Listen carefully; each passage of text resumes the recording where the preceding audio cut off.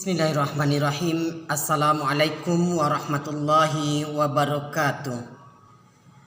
Yang santun ada berumpun, yang sopan ada landasan. Santun berbual menggunakan akal, santun bercakap dengan beradat, santun berkata berbudi bahasa, santun berbicara lembut suara, santun berbincang berdada lapang, santun berdebat memegang adat.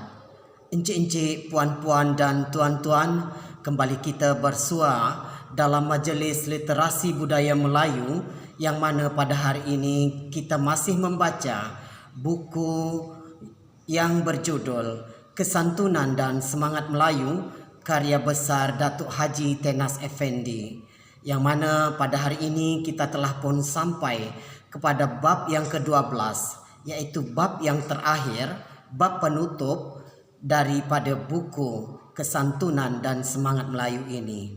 Di dalam buku dan di dalam bab ke-12 ini terdapat rangkuman dan kumpulan-kumpulan ungkapan Melayu yang berkaitan dengan kesantunan dan semangat Melayu.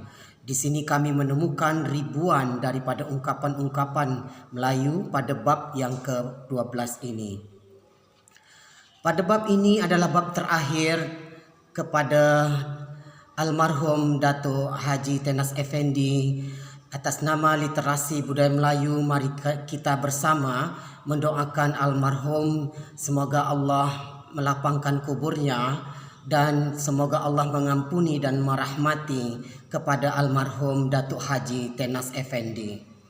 Berikut ini adalah rangkuman dan ringkasan daripada isi dari bab ke-12, yaitu bab yang penutup. Apabila kesantunan,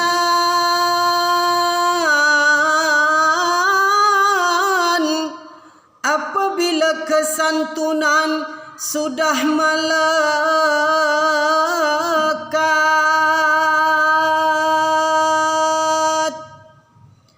kemana pergi disenangi umat, orang yang jauh menjadi dekat, hidup dan mati beroleh berkat.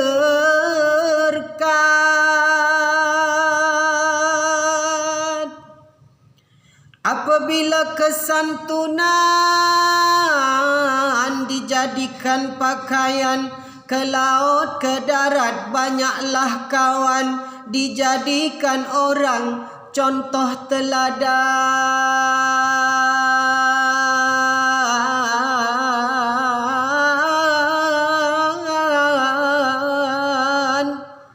hidup dan mati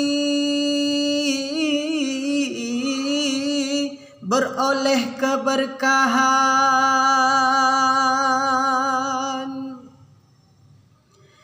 Apabila kesantunan,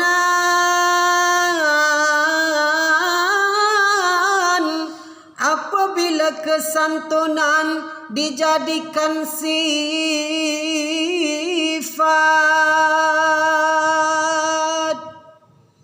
budinya mulia terpujilah tabiat, kemanapun pergi disayangi umat, sentosalah hidup dunia akhirat.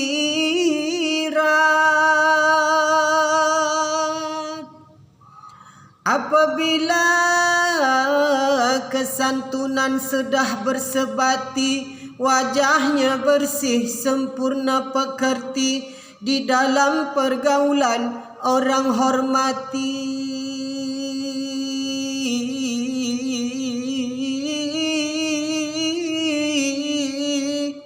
namanya baik, hidup dan mati.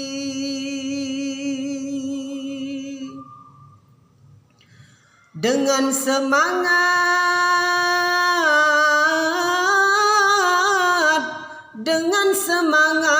bekerja cepat,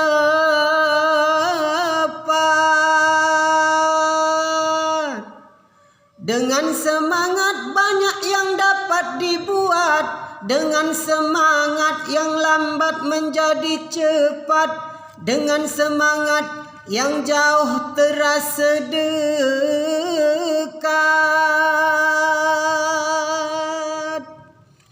Apabila semangat sudah membara, sekali melangkah teruslah mara. Apabila semangat sudah membara,